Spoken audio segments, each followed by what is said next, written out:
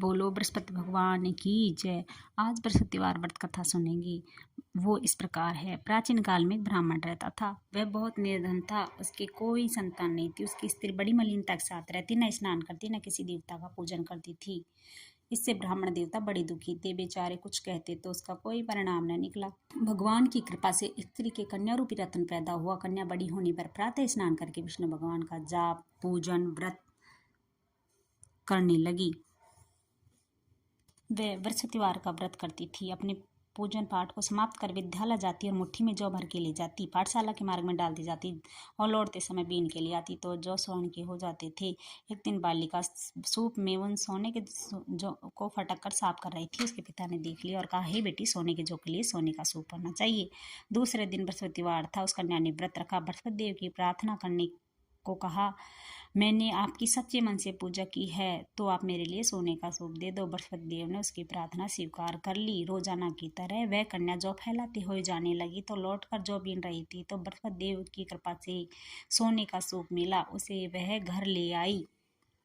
उसमें जौ साफ करने लगी, परंतु उसकी माँ का वही ढंग रहा। एक दिन की बात है, वह कन्या सोने के सूप में जौ फटक कर साफ कर रही थी। उस समय उस शहर का राजपुत्र वहां होकर निकला। कन्या के रूप और कार्य को देखकर मोहित हो गया तथा अपने घर आकर भोजन और जल त्याग दिया। उदास होकर लेट गया। राजा को इस बात का पता लगा तो मंत्री के साथ आए और बोले, हे बेटा, तुम्हें किस बात का कष्ट है? किसी ने अपमान किया हो सो कहो, कोई कारण हो और कहो, मैं वही कार्य करूंगा जिससे तुम्हें प्रसन्नता होगी। पिता की बातें सुनकर राजकुमार बोला, मुझे आपकी कृपा से किसी बात का दुख नहीं है। मैं किसी ने अपमान नहीं किया, परंतु उस लड़की से विवाह करना चाहता हूँ जो सोने के सूप में जौ फटक कर साफ कर रही थी।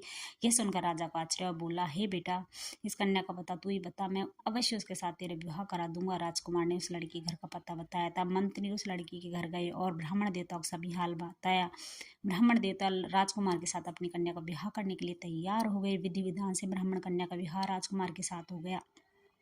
कन्या के घर से जाते ही पहले की बात ही ब्राह्मण देवता के घर में गरीबी का निवास हो गया। अब भोजन के लिए अन्न बड़ी मुश्किल से मिलता। एक दिन दुखी होकर ब्राह्मण देवता अपनी पुत्री के यहाँ गए और बेटी ने पिता की दुखी अवस्था देखकर माँ का हाल पूछा। तब ब्राह्मण देवता ने अपना हल खा कन्या को बहुत सदन देकर विदा किया।